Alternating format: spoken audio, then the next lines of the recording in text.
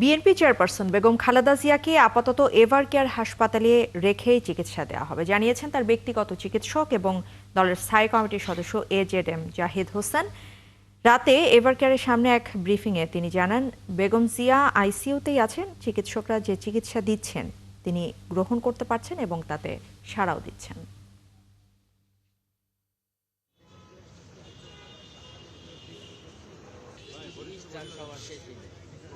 সবার শেষে উনি একজন রোগী, ওনার নিজস্ব কিছু এথিক্যাল রাইটস এর প্রিভিলেজ আছে। ইচ্ছা করলেই আমি চিকিৎসক হিসাবে সকল কিছুই আপনাদের কাছে আমি প্রকাশ্যে বলে দেওয়া এটি মেডিকেল সায়েন্সে কোনো অবস্থাতেই পারমিট করে না।